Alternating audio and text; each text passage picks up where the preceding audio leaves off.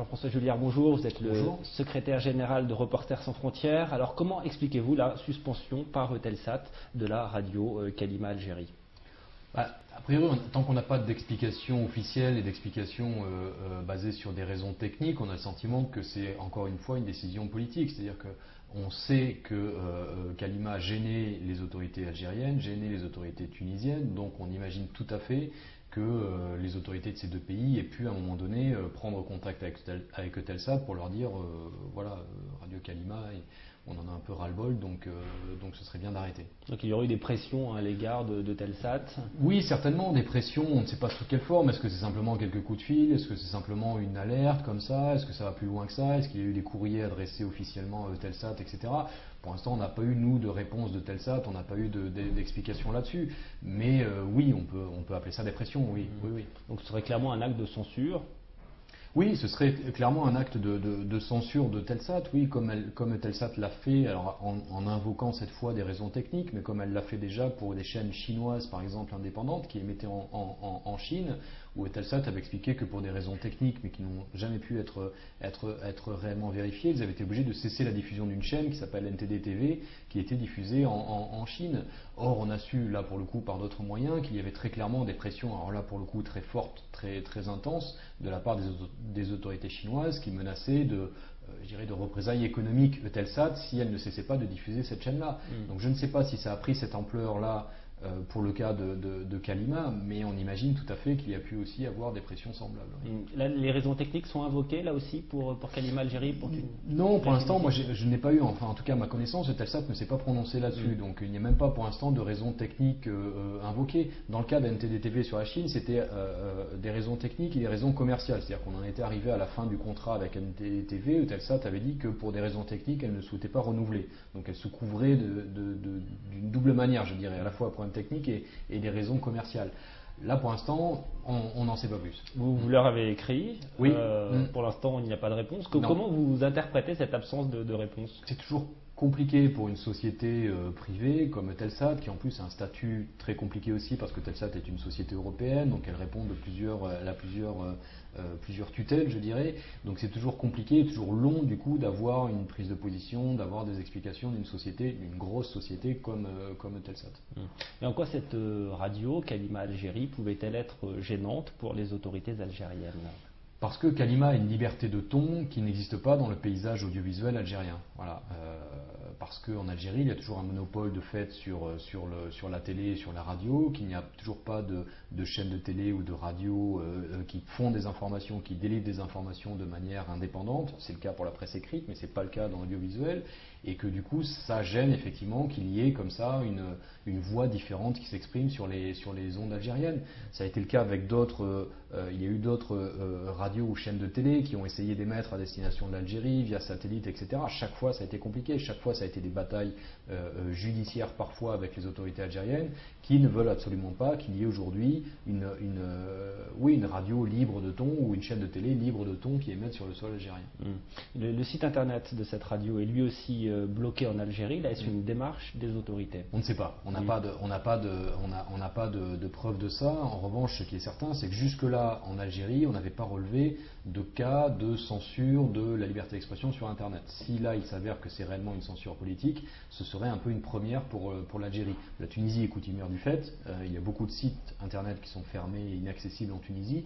Jusque-là, à notre connaissance, en Algérie, Internet était plutôt relativement libre. Vous craignez le début d'un contrôle d'Internet dans le pays? Oui, de toute façon, oui, parce que Internet prend a une importance croissante en Algérie. De plus en plus d'Algériens utilisent Internet, ont accès à Internet. C'était encore très cher il y a quelques temps, très compliqué d'accéder à Internet. Ça l'est un peu moins aujourd'hui.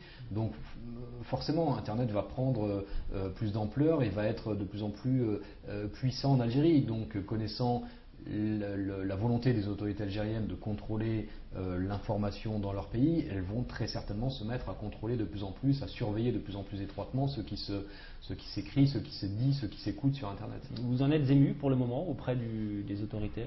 Oui, on a exprimé notre préoccupation. Notre difficulté, c'est qu'on a des relations difficiles avec les autorités algériennes. On a pu s'y rendre à l'automne dernier. On n'a pas pu rencontrer exactement les interlocuteurs qu'on voulait du côté des autorités algériennes.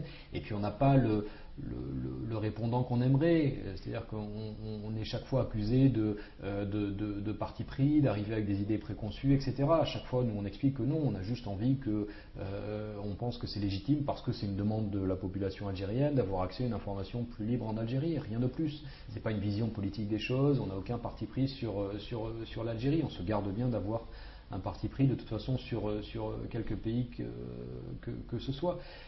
Mais c'est très difficile de travailler, de collaborer avec les autorités algériennes sur cette question. Vous constatez, Reporters sans frontières constate un contrôle accru à l'égard de la presse? On constate un durcissement, oui, à l'égard de la presse. On constate surtout qu'il n'y a aucune volonté d'ouverture. On avait le sentiment que les années passant, on allait plus facilement pouvoir discuter, dialoguer avec les autorités algériennes de la question, par exemple, de ce monopole sur l'audiovisuel et de casser enfin ce monopole sur l'audiovisuel, d'ouvrir un peu plus l'espace d'information en Algérie. Et finalement, on a trouvé des autorités, en tout cas celles qui ont bien voulu discuter de ça avec nous, très crispées sur cette question-là, arguant sans arrêt, évoquant le fait que l'information était je dirais, un produit sensible, que ça pouvait aussi avoir un impact, déstabiliser le pays, etc.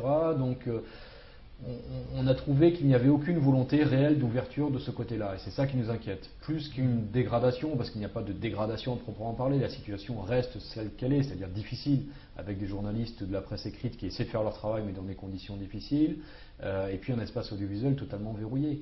Plus la nouveauté, je dirais, en Algérie, c'est aussi mais ça ne touche pas que l'Algérie, une sorte de paupérisation des journalistes et de précarisation des conditions de travail des journalistes. Alors là, c'est un autre volet qui est un peu plus social, mais les journalistes ont d'énormes difficultés aujourd'hui à faire leur travail, aussi parce qu'ils sont extrêmement mal payés, qu'ils ne sont pas du tout protégés dans leurs droits du travail. Aujourd'hui, quand on est journaliste algérien, sauf quand on travaille pour 2 ou 3 titres un peu plus importants que les autres, mais on peut se retrouver à la porte du jour au lendemain. Donc ça veut dire que, sans aucune garantie, sans aucune assurance chômage ou quoi que ce soit, bien entendu, et donc ça veut dire que les journalistes sont sous pression permanente et n'ont aucune indépendance non plus dans leur travail. C'est effectivement extrêmement difficile pour un journaliste de résister à des pressions parce qu'ils n'ont aucune garantie, aucune assurance. Donc cette paupérisation, c'est un moyen de les tenir, ce que vous nous dites. C'est un moyen de les tenir, c'est un moyen en tout cas d'avoir une influence sur eux. C'est vrai que quand on est journaliste et qu'on risque à tout moment de perdre son travail, à tout moment de se retrouver sans revenu, forcément on est plus à la merci de ceux qui peuvent mettre un peu d'argent sur la table et acheter votre silence. Oui, très clairement. Comment se situe l'Algérie par rapport à ses voisins marocains et tunisiens? Je dirais ça va mieux globalement quand même en Algérie qu'en Tunisie, parce qu'il y a malgré tout une presse écrite en Algérie qui reste une presse écrite active et qui jouit d'une certaine liberté de ton qu'on ne voit pas en Tunisie. Il suffit de se balader dans les kiosques d'Alger ou de Tunis. Voilà, en Tunisie, vous avez la photo de Ben Ali à la une de tous les journaux et pour vanter ses mérites. C'est pas le cas en Algérie. La presse écrite, elle tape fort, parfois même très fort sur Bouteflika et les autorités algériennes. Donc en ce sens-là, l'Algérie est plus proche de la situation au Maroc. Mais c'est